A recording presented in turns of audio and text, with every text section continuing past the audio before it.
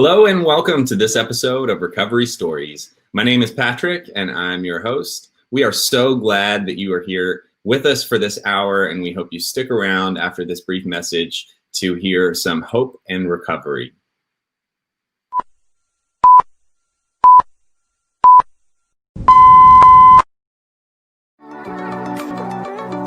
We are live in Facebook. We're a number of people. The opportunity to share. She's one of our own. They aren't like Parts to your story that's awesome. You found healing. You found until I got sober. Can't wait for her to share the different aspects of your story and what. Awesome. Right.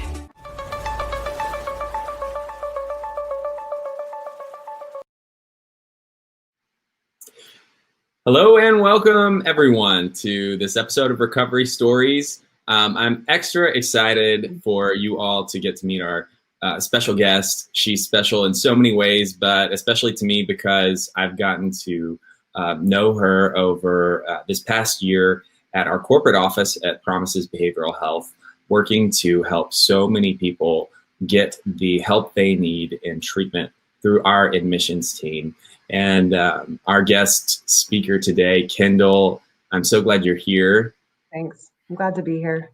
Yeah, it's truly a blessing. The blessing of recovery, the blessing that we get to share it, and the gift that keeps on giving. So I'm glad that we have this platform and get to do it not only through our own programs of recovery, but as well through work. Yeah, me too. Me too. So I don't really, you and I kind of prepped for this and talked about it and everything. I don't really feel like I need to give you any leading questions whatsoever. You have a wonderful story to tell, and I, for one, am very excited to hear it. So with that, the floor is yours. Great. Thanks, Patrick. So my name is Kendel, and I'm 37 years old. I can't believe I just said that out loud. And I have been sober now for a little over 4.5 years. My sobriety date is June 26, 2016. I'm sitting here sober today, I believe, not by my own devices. I'll share a little bit more, but I, for most of my life, could not go one single, day, minute, or hour without putting some kind of substance into my body to change the way I feel. So I think I will just kind of start with the beginning. I was born in Colorado to my mom and my dad, and I had an older brother through my mom's previous marriage, and he was about 11 years older than I was, so there was quite a bit of age difference. But my mom and dad divorced when I was about 3. And I don't have a lot of childhood memories. I have very spotted memories from my childhood.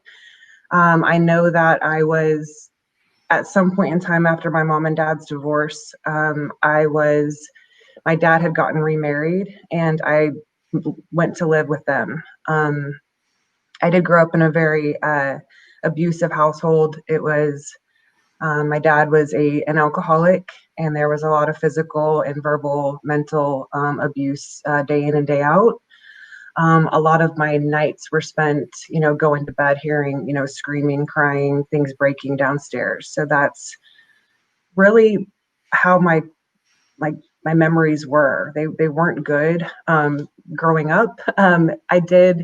I know that I rode horses for a little bit. I have pictures showing that I, got to ride horses. I mean, we lived in a pretty house. They both worked for the railroad.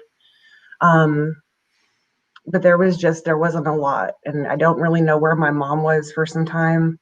I just know that one of my first memories was they had just had my mom and stepdad, my dad and stepmom had just had a little boy, and then like a year later had a little girl. So it was myself and my half brother and sister living in this house in the country in Colorado. And I remember going to bed one night and it was the typical screaming and fighting downstairs. I woke up the next morning and I walked down to police tape all through my parents' house. You know, there was blood, there was police tape, there was detectives. My mom was there. My older brother was there, who I hadn't seen in I don't know how long. I had other family members there, and all I know was that something really bad had happened. Mm. And my brother, you know, my little brother and sister were taken by other family members, and I moved with my mom to a city in Colorado. So that's really when my memories kind of come back, or a little bit after that event. I I know I was torn, you know, the family that I knew, a little bit of a family structure was torn apart at that time. And so I know that you know, all of a sudden I was living in a 1-bedroom apartment with my mom. She was struggling to make ends meet. You know, she worked 3 jobs. And I think I was like 8 or 9 at this point. So I, you know, had to go to school and I had to make new friends. And I remember I was somehow in the school district that was actually nice. You know, it was in a nice neighborhood with big houses and we had to drive to get there every day. And I remember, you know, in growing up in elementary, you know, I started to play basketball and people would be like, you know, where's your dad at basketball games? You know, how did you get here? You know, do you have any brothers and sisters? And I remember always trying to find a way to describe my family without having like guilt or shame or embarrassment. And that sense of being different than, you know, separated from what normal was, that's when that really started for me. Um, and I was also fueled by fear. And there was a constant, and that kind of dictated all of my decisions moving forward in my life. So I had this overwhelming sense of fear and that I was different than everybody else. And I, even at a young age, started making friends with people that had money in these houses so that after school I could go live, you know, hang out at these people's houses where they had a mom and dad and brothers and sisters and like dinner and, you know, backyards, and went from like friend to friend after school. And I would, you know, fit in however I could. So I was always changing my story. If you like that, I like that too. You know, trying to find common ground, even though it wasn't my truth. So I was already starting to wear masks to appear differently to different groups of people at a young age. I dove into academics and sports. That was kind of my escape from a pretty young age. After my mom we also had to move. It's where like every like 6 months or a year, like rent would go up and we would have to move. So between whatever grade that was, 3rd or 4th grade to my junior year in high school, I think I attended 3 different schools and had lived in like 8 or 9 different apartments. Wow. So I was always getting uprooted and moving, you know, and my mom was amazing. She did the best she could. God bless her. But it was constant change, you know, no stability, having to make new friends. There was just no stability at any point. I know that my dad got out of prison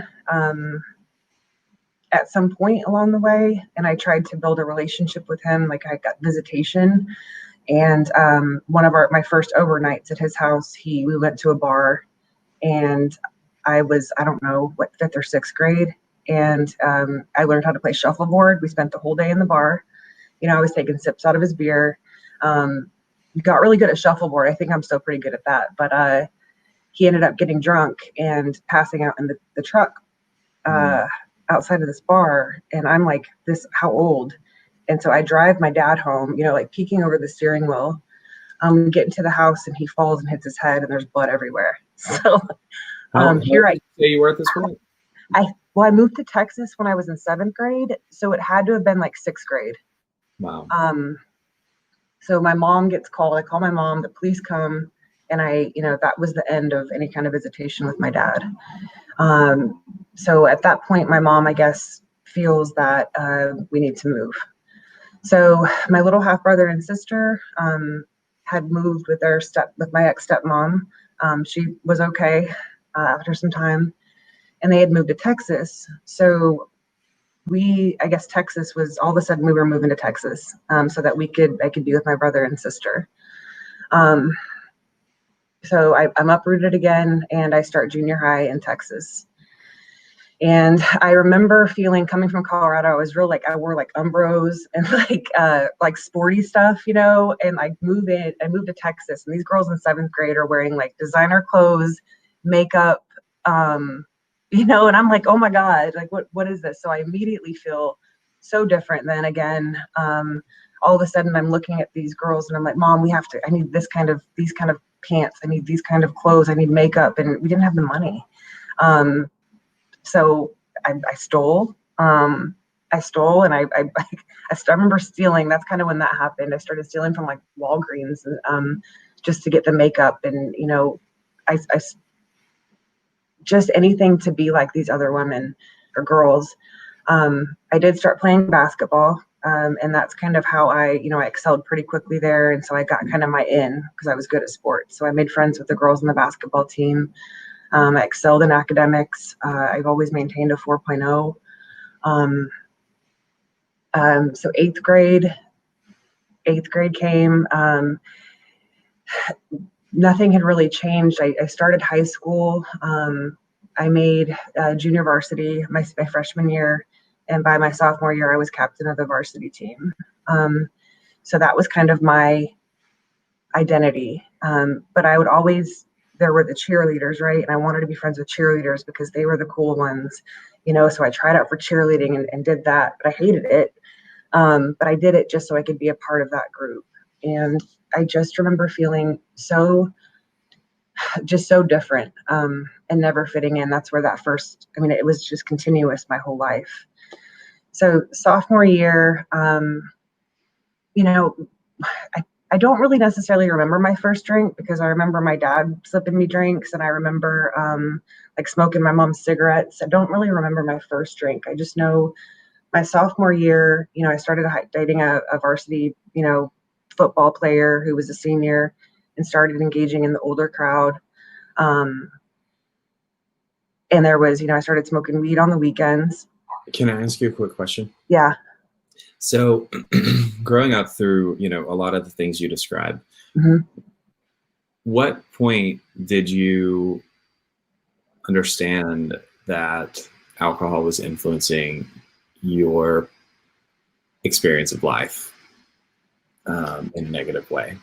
Not clearly you weren't drinking yet, but right. I mean, you know, through parents, like, household, and that kind of thing. You know, I don't remember thinking it like that. I don't know what age. I don't think I ever really thought that until years later. To me, it was, I got the bad end of the deal. Yeah. You know, I just got a bad period. I didn't, you know, I remember hating alcohol because of my dad, but I remember loving alcohol because it changed the way I feel. Yeah. I think I first got drunk at a wedding when I was like in 7th or 8th grade. But it didn't really have like a hold on me. You know, I didn't have that big, like, oh my gosh. Yeah, it felt great, but it wasn't like that's what I plan to do for forever moving forward. I do remember the first time that I took a painkiller, and that's when my mom had surgery. And I remember she doesn't do painkillers, and I remember stealing one of her painkillers and laying in my bed that night, and it was like that was like relief. You know, I felt quiet and I felt peace inside for the first time. I don't remember ever feeling safe or peaceful or having stability at any point until my life. And that was in that moment that I just felt okay for the first time. And so, you know, that with that one pill, you know, the next day I took another one. Before you knew it, her whole prescription was gone. And, you know, I don't know if she noticed or not. There was never a conversation had. But that was also kind of a consistent thing in my life, was that I didn't have consequences. Really, you know, growing up, I didn't have like reprimand. I didn't get in trouble because I was going to school, making the A's, you know, winning basketball games, winning, you know, I was doing okay. So moving through high school, I maintained, I started, hanging out with 18-year-olds. I got a fake ID that said I was 18. On weekends, I was driving to downtown Fort Worth and going into like 18 and up clubs, and driving through this gas station on my way there with my fake I think I had a 21-year-old fake ID, but buying beer, buying alcohol, and driving to this place with these girls, and I would just sitting down, like a 6-pack of something, and then go in and roll into my house at 1 a.m. on the weekends at age 16. I don't know if people knew. I'm sure some people knew, but I was able to maintain. Kendall that shows up to school is this girl that makes straight A's and goes to class and shows up for basketball practice and shows up for games. But there was this other side of me that was wilding out at a young age. Yeah. So that that weekend behavior continued. When I think at age 17, I started going like to Dallas and started experimenting with ecstasy and cocaine, every weekend and then coming back. And I think that I don't know if there were drug tests in high school. I'm pretty sure I would just like leave school and dip out on drug tests, and I never got caught. Really the first consequence for me was when it was homecoming my senior year, and I got a bunch of vodka and some of the girls, and I went to the homecoming game, completely obliterated. And, I was a blackout drinker almost from day one. And so I get suspended from the basketball team. At that point, I was second from a GPA standpoint out of 500, and some people at this town, at the school in Texas, had like a 4.2 GPA. And so I get in trouble my senior year, and I'm suspended from the basketball team. I have to go to the alternative school, and I'm not allowed to graduate in the top 10. Like, how you get that special scarf or something. I don't know. They give you like some kind of special hat. But I mean, I was homeschooled, so I only know from other people's. But yeah, it sounds like a pretty prestigious thing, yeah. So I had to graduate 11th. So I remember that being, but I didn't really care. I was like, whatever. So that was really like weekend. I did start working at age 16, and that's been pretty consistent. Like I've always worked for the most part. So I remember at age 18, I'm getting ready to graduate. I have an academic scholarship to University of Texas in Arlington. And I start working at a place that sells wings. They wear orange. That they sell wings and they wear orange shorts. Oh, So yes, okay. And this is kind of a consistent with my story too, is that I always I had no self-esteem, no self-love. I went after men that were unavailable. How I felt about myself was how men looked at me. Like that's how I based my judgment of self. So I started working there, and I was exposed to, methamphetamines. I was using stimulants almost every day at that point. And at that point in time, we took a trip. My mom and stepdad, who's absolutely awesome, we went a trip to visit some family in Colorado. And by the way, I think I showed up for 2 classes in college, met the fraternity guys, and that was it. Failed out of school. Mine, it's also that, the relationship with this guy was also more important. So, but we go to Colorado, and so I've been up for a couple days, and we go out to this lake where my family has this lake house, and all I remember is being on this golf cart with these guys, and I'm drinking a Corona, drinking another Corona, and then I'm completely in a blackout. Next thing I remember is waking up in a bed, and my clothes are completely off, and I don't know where I'm at, and I'm in pain. And so I call for my mom, and somehow like my mom comes and gets me, and they take me to the hospital, and they found out that I had been raped by 3 men and left out on a boat, like on a houseboat. Like they found all my clothes. They started the investigation. And I remember in this hospital, I'm laying there, and I'm thinking, this is my fault. If I wouldn't have been so messed up, but it wasn't really processing. And so I go to Vegas 2 days later, like with friends. Like I get in touch with friends and we go to Vegas. So instead of like healing or doing anything, I run to Vegas where there's more drugs. And Yeah. that's kind of that had at that point it was kind of like live fast, die young. Like I didn't care. Just get me out of here, get me out of this space that I'm in. So I don't remember that trip. But I remember coming home, and instead of doing any type of therapy or talking about this, I go to the doctor and I get a prescription for Xanax. So that's when the Xanax started. I never took Xanax the way I was supposed to. So jumping forward, I mean, at this point, I'm, drinking daily. I'm going out to clubs. I'm feeling out of school. I'm in this relationship with this guy that isn't healthy. There was some verbal abuse, and I did things that I wasn't proud of in that relationship. I was exposed to a lot of things from a sexual nature, and so the unhealthy is just building. At that point, I go to a party and I meet this other man who will be my next boyfriend, and he's about 12 years older than me.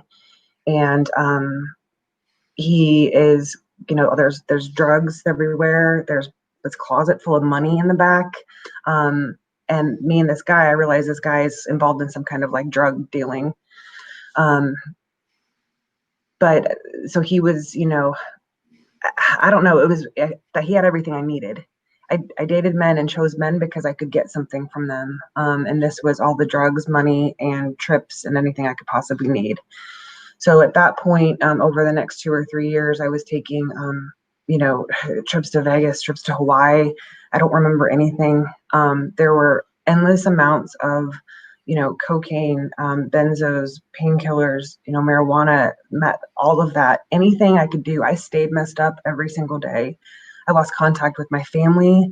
I had different phones. I would call from a different place on a different phone and just mumble some stuff off to my mom. I can only imagine, the worry that I put my mom and my stepdad through. So that continues, and at some point, this this thing that I'm in becomes pretty heightened, and the feds come in, and that comes to an end. For lack of better terms, my ex went to prison for 9 years. But he went to prison for 9 years, and I, at that point, am, start bartending so I can drink to fuel my addiction, so I can steal money to fuel my addiction. And then it comes to life that I should probably leave the state. In lack of better terms, it was suggested just from a safety standpoint because of everything and everybody that was involved in that. And it's also worth noting in that relationship, there was a 2 suicide attempts on my part because I think of the trauma that happened, it was just ongoing, and I never stopped to deal with anything. I just used. And I did have a suicide attempt. I remember walking into the house one time and looking at my life with these, in this big house with like diamonds and cars. And I remember looking at my life like this, but feeling so empty, right? All I ever wanted was like money and stability in this house. And it was like looking at it, and I just didn't feel right. So I remember grabbing a butcher knife, running down the street and slitting my wrists, bleeding out on the street. Wow. I wake up again in a hospital, and they're suggesting treatment. And I think I was probably 22 or 23 at this time. And I remember thinking, no, I'm good. I'm good. I don't need treatment. I just need to get out of here. And I left the hospital. I started again, just waiting tables or bartending until I decided to move to Colorado. And when I decided I needed to leave the state and run right from all of this and start over, that's also a common factor in my history. I reached out to my dad, because that's a good idea. I reached out to my dad and I'm like, hey, Dad, remember me? I'm your daughter. And he's like, at the time he was doing well with his job and he had, stability or what it seemed. And he's like, why don't you move to Colorado? I'll help pay for college. We'll get you back on your feet. And I'm like, all right, throw all my stuff in a U-Haul, move to Colorado and with my father, Wow. who's still drinking. And so I am in Colorado. I'm going to community college and, bartending, getting blackout drunk, 4 or 5 nights a week, but still making it to class. I get a DUI in that time frame. But I then, towards the end of those 2 years, my dad lost his job, I guess I can say, and kind of lost everything. And so I up and moved to a different city, and once again, I had those feelings of abandonment, let down, my dad. I don't know what I expected. I had unrealistic expectations of my dad, that he was going to do what he said he was going to do and show up for me. And that it was going to be a healthy situation. It wasn't healthy at all in hindsight. Yeah. So I moved to Colorado Springs and I attend University of Colorado in Colorado Springs for my bachelor's. And it takes me about 2.5 years to finish that. I managed to get another DUI in that time frame. So, I'm still drinking. I'm doctor shopping at this time. I'm bartending. I'm stealing money, getting blackout drunk every night. And I'm doctor shopping. I find out who has pills and I start doctor shopping and getting all these prescriptions. So I feel that, I had taken opiates, here and there. But once I got this prescription, I was taking them, way more day in and day out. I would run out of my prescription and then I would buy them off the street. So my physical addiction and I remember the thought of, this is just fun. I'm bartending, so I'm making great money. I can afford it. I'll just stop when I want to. You're still telling yourself and perpetuating the illusion of choice. Yeah. That when you chose, you were daily choosing to go down this path, that it wasn't something controlling you. Correct. Yeah. Oof, Yeah. I can identify with that so much. That thought being so clear. And I do remember, so I was about to graduate. I'm also in another relationship at this time that lasts 7 years, super unhealthy, emotionally, verbally abusive. But I remember one day waking up and feeling withdrawal symptoms. And I never quit drinking ever. I'm drinking almost daily through this, and through almost all of my 20s. And but I remember feeling a different kind of withdrawal of the pills. And I remember thinking, like, here it is. Like, I think I might be addicted. That was the first time that thought even popped into my head. And I was like, whatever, I'll just keep using. Like, that feeling sucks, on with the next. So graduate college and I start working in corporate America, but because my pill addiction is really, really heightening, it was an entry-level job out of college. I had to bartend on the weekends just to afford my habit. That went on. I got another job offer in Denver and moved to Denver. At this point, I'm getting cut off from doctors. They started, I think that was in like 2012, 13-ish, when all of the systems could talk to one another.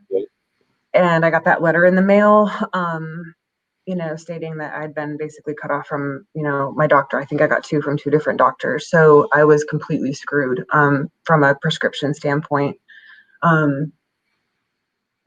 So I'm working. It had to have been, we talk about the like through this stage that you're describing of addiction with prescription drugs. You go through this time where you and I clearly talking about this right now can identify this is active addiction, right? But we in the middle of it, it's so bedeviling that how, because you have a prescription you're convinced, we convince ourselves Yeah. that it doesn't matter how I take it, you Nope. know, and it doesn't matter that I run out 15, I take the whole entire prescription in 15 days and then buy 4 times more the second half of the month off the street. Yep.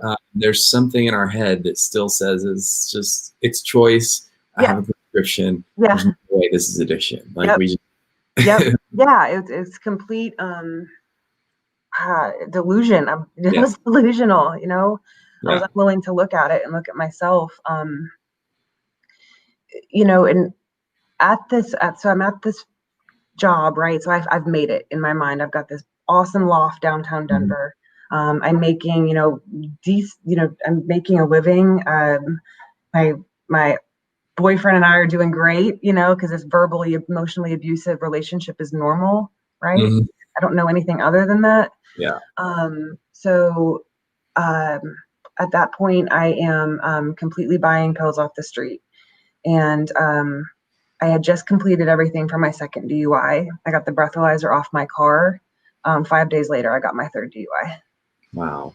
So, like, I wasn't going to stop for legal purposes. I, you know, had like those classes I had to go to. I was using fake urine. You know, I found like places to sign off on things. You know, I wasn't going to actually do the work.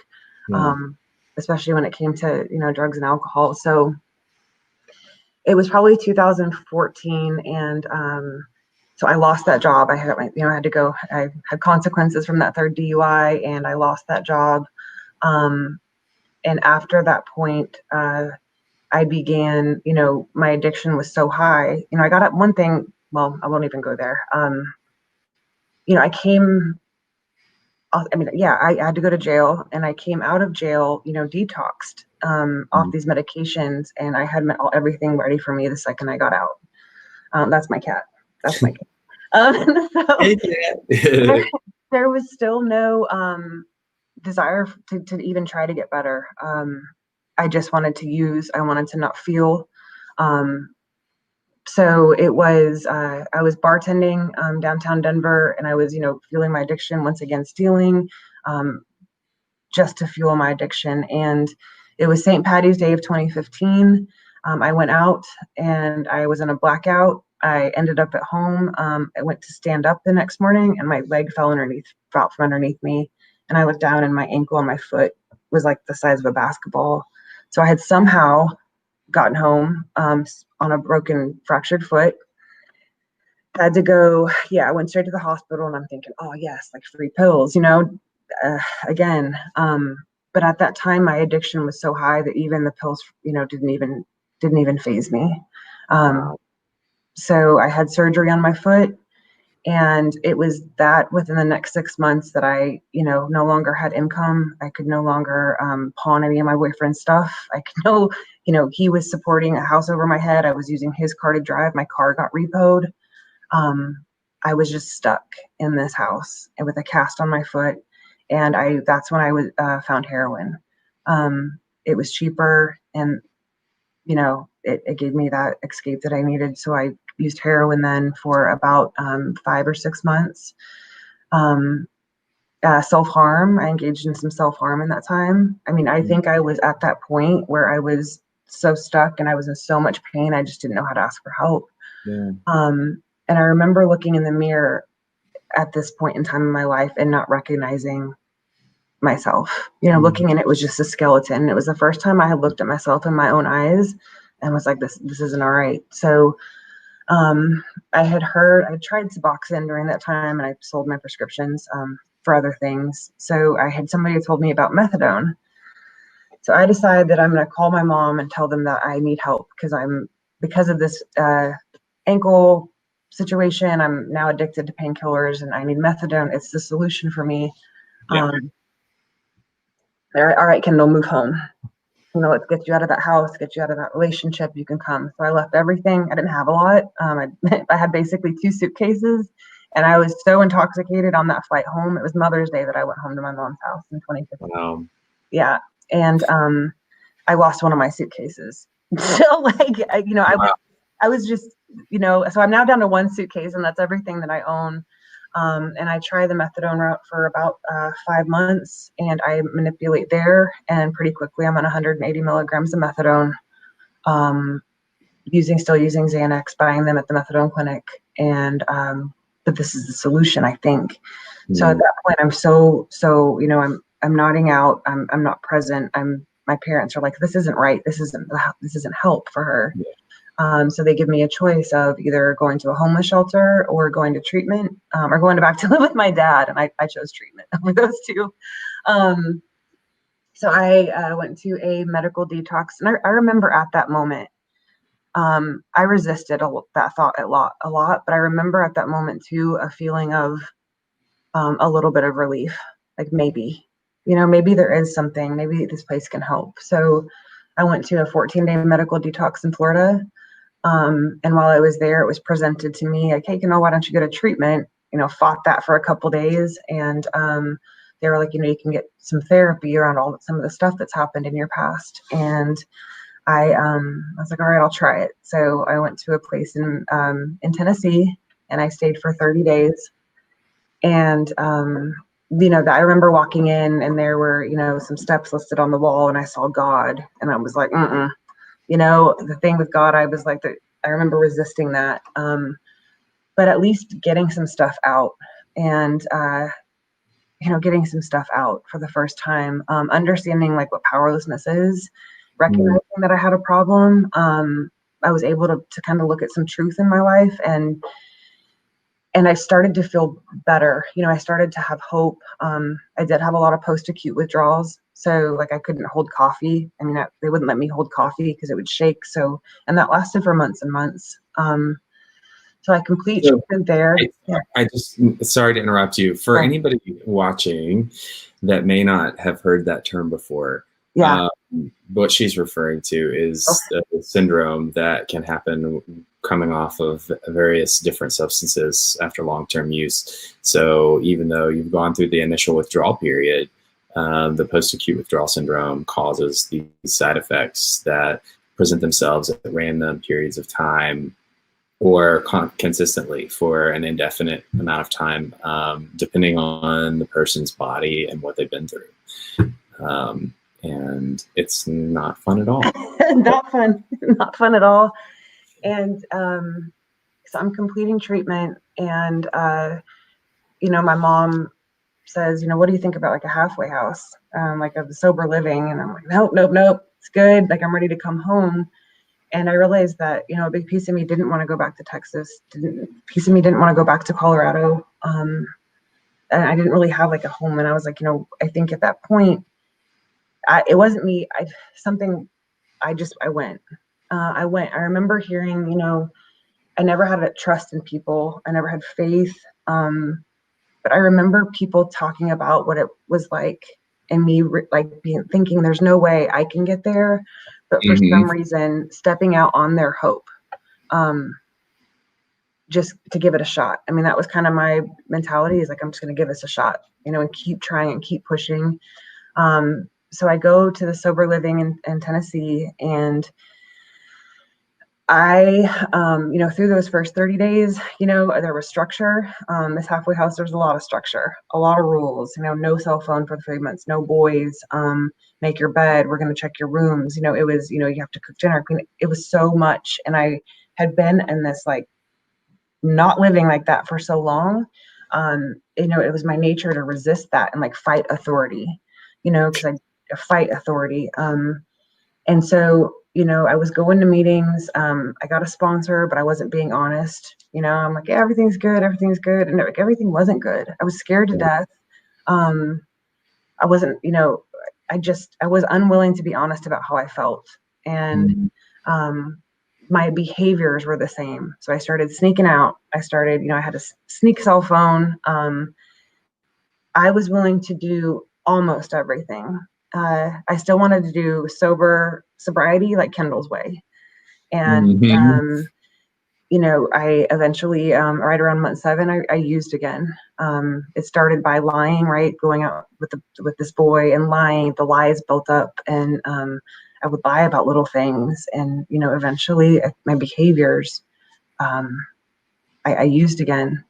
So I once again I was kicked out of this halfway house, and it was, Kendall, you can either, you got to go. And I'm sitting here with my suitcase and my like sober living furniture. Like I actually have some of that, like those, those like plastic things from Walmart. I think I have one or two of those in my suitcase. Yep. I'm gaining some stuff. But he was like, we can help get you into treatment if you're willing, but it's a 6-month program.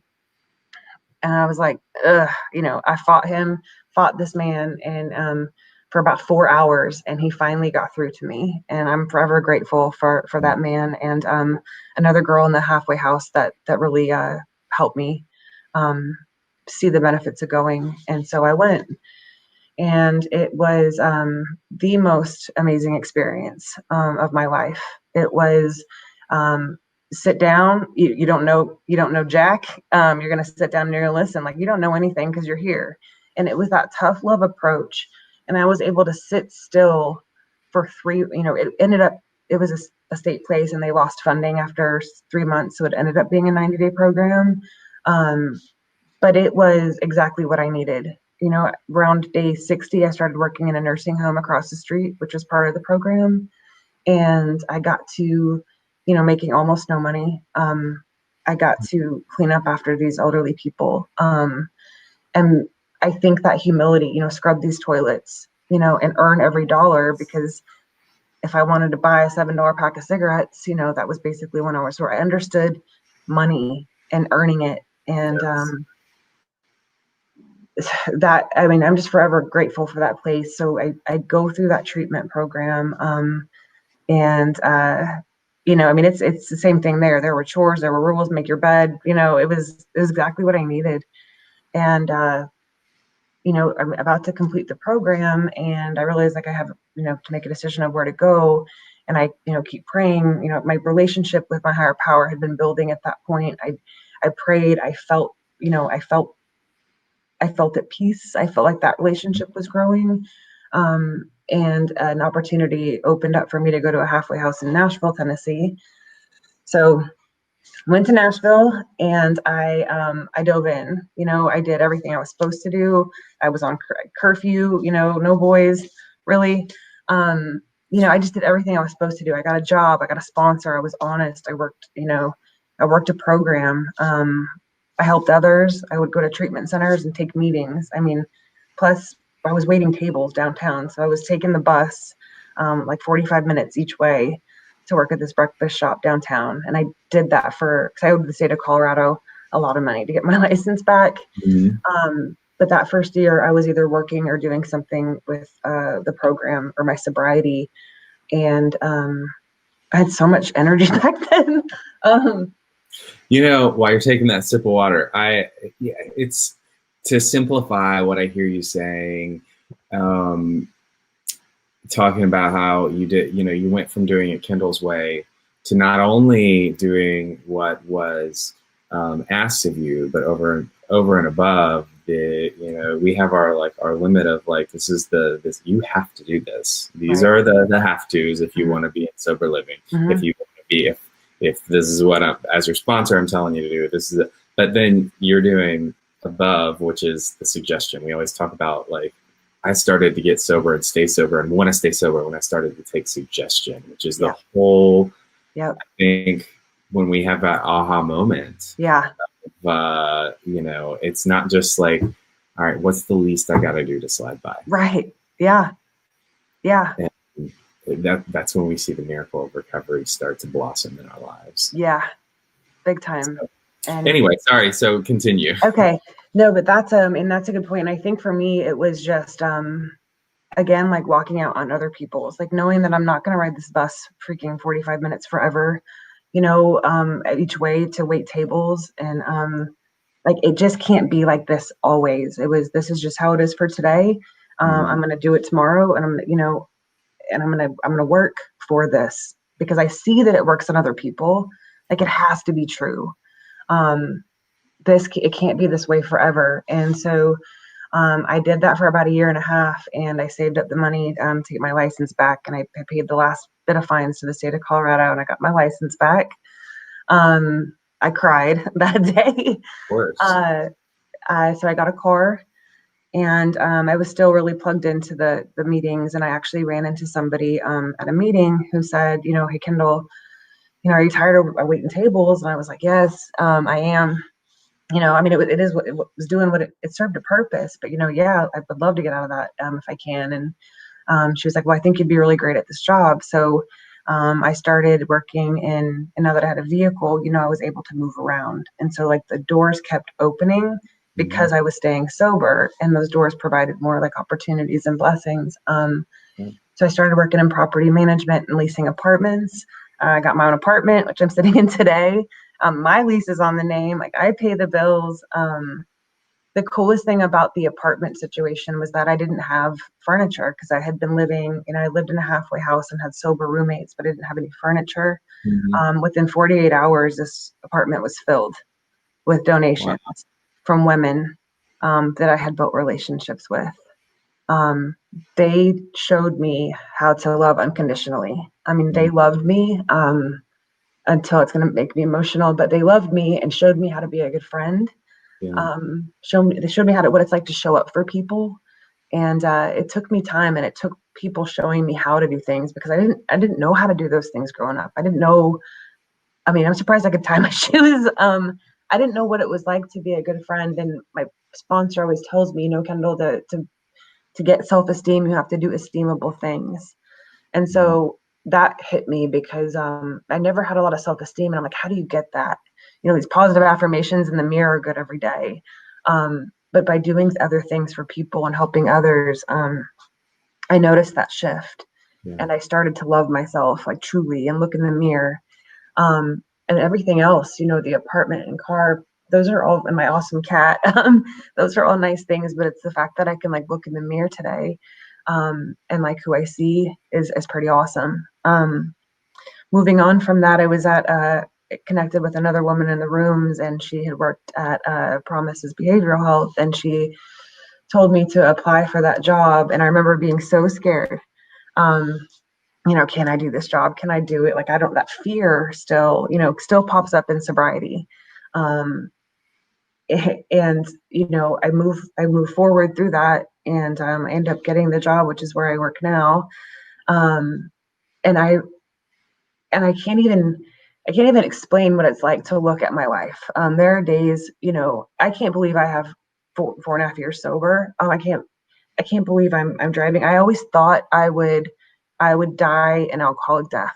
I'm going to end up just like my dad. I'm not a good person. I can't make right choices. I just thought that's how I was. But it's through sobriety, it's given me the gift to help other people day in and day out.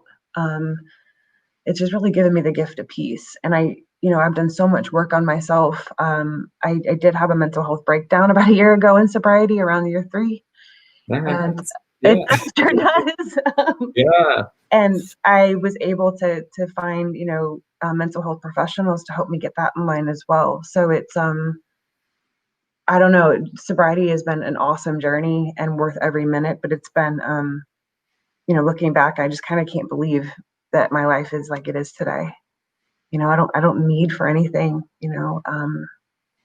I've got awesome friends. And a couple things you said, commenting on all the things that, as we do the next right thing, one foot in front of the other, we start to get things back and, have all your needs met. The most meaningful and most powerful was being able to look in the mirror at the person you saw and like yourself. Yeah. And full honesty. That packs a punch, and it's so true. Right. So true. And for many people, that doesn't come right away, when we get sober. It takes a lot of work. And I appreciate you mentioning that, you had a bit of a mental health breakdown a few years into sobriety, because I think that's a lot of people's story. Right.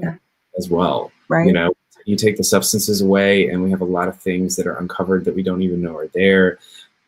Unhealthy coping mechanisms, behavioral patterns, family systems.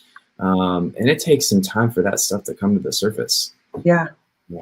And so the other thing I kind of wanted to highlight as well, that really just spoke to my heart was when you were talking about when you really, were wanting to do what it took to get sober. Yeah. You stepped out on the wings of hope from others' experience. I think that's what you said. It is. I've never And, said that before, so it came straight from the heart. well, and it hit my heart because wow, what a powerful metaphor for. I mean, I think that's what a lot of us who end up making it in recovery do. I remember doing, I mean, exactly how you described it, thinking about the guys that were volunteering at the, where I got sober as well, that had 6 months. And I mean, to me, they were, I know, like deities, I know, untouchable. There's right. no way I will ever be that. Right. But that hope that they provided me was more than anything else in the treatment process. Yep. Provided really the one thing that helped me cling to. Yeah. So beautifully worded. So thanks. Yeah, thanks for sharing that piece.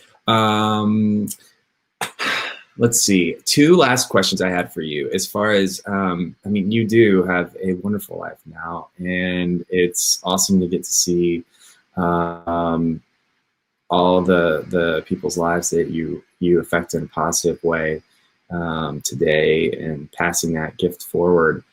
Just, I guess, highlighting that focus on hope for the people listening. What would you say?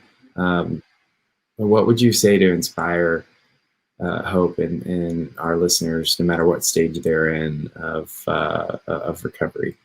I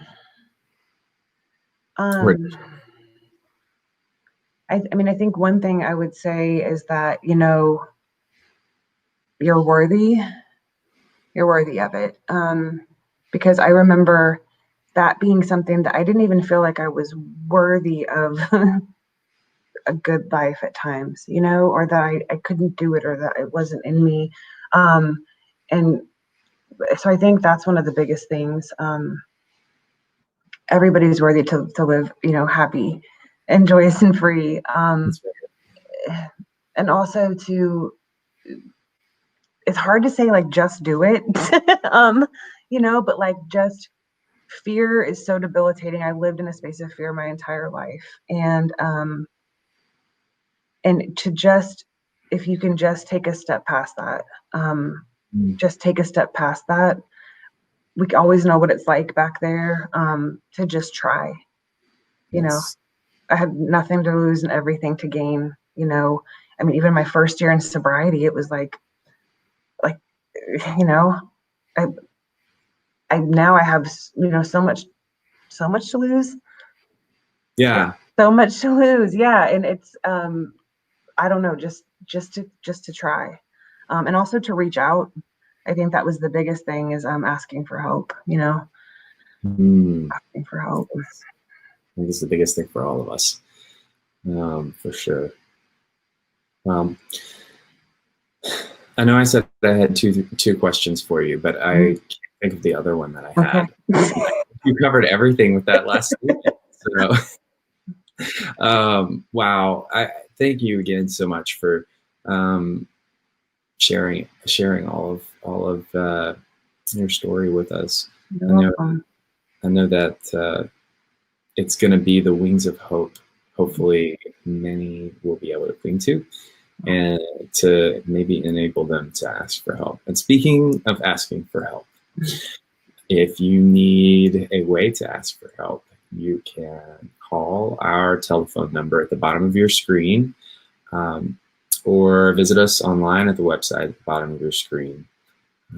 If you don't want to call promises, you don't have to. You can Google mini 12-step help meetings online as well, to just stick your toe in the pond of recovery and what's available. And you know what, I will just tell you, if you have any questions and just want to reach out, feel free to email me at patrick.custer@promises.com. and I'd be happy to help provide you with some resources as well. So we hope that everyone watching today has gotten something very helpful. And with that, I'll thank you again, Kendel. You're welcome, Patrick. Thank you. Absolutely. Just want to remind everyone to be kind to one another and take care of yourself.